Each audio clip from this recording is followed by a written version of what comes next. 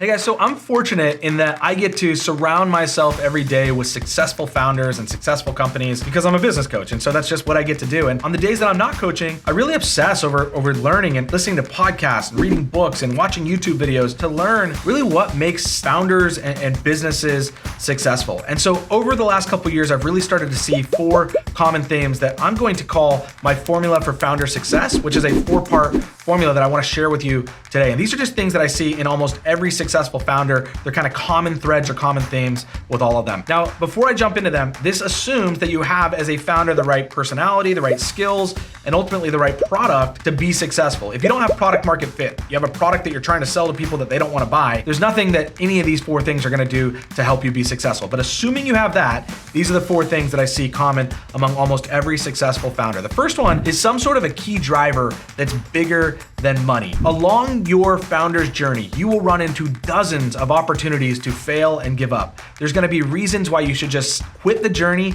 and go work for somebody else or find a different company to work for. And the founders that have a key driver bigger than money tend to be the ones that push through those opportunities to give up or fail. And I see these key drivers come in kind of 3 different categories. The first one is what I'll call helping. And helping is just, kind of that philanthropist or the nonprofit. It's where you see that there's some way that you can change the world, that you can help people in a meaningful way. And because of that, you tend to push through all those reasons and opportunities to give up or fail. The second one is just winning. I see a lot of founders who just obsess over winning. They're so competitive that they would hate to see somebody else succeed at a company that they tried to start and ultimately gave up at. And that just fear of losing and that ultimately that obsession with winning in competition tends to be their key driver. This also happens a lot of times with sports teams, right?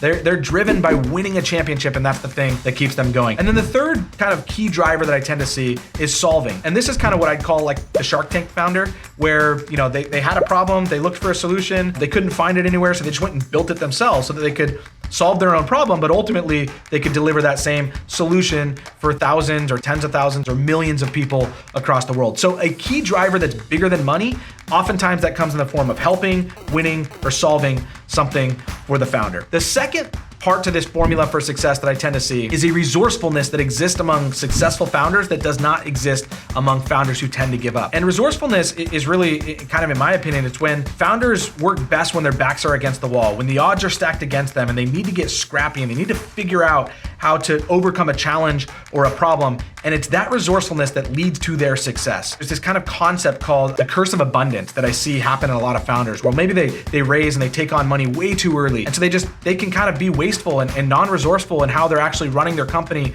and their resources in the company.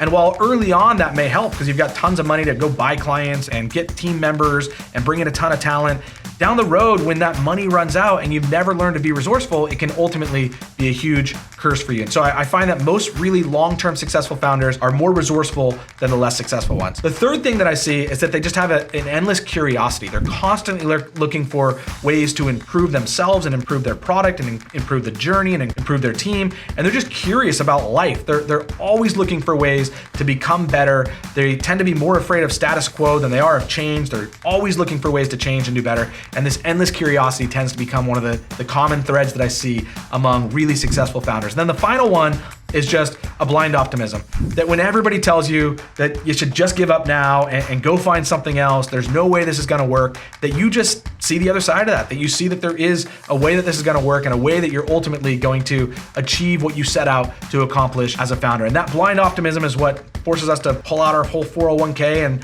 refinance our house and do all these crazy things that other people around you just look at you as crazy, but to you, that blind optimism is the thing that drives you. And sometimes that doesn't work out. I'm not saying this formula always works out to success, but these are the 4 things that I tend to see among most successful founders. They have a key driver that's bigger than money. They have a resourcefulness. They have an endless curiosity, and they have blind optimism that other founders don't have. Hey, if you're looking to start a business, make sure you have those 4 things, focus on those, and go win.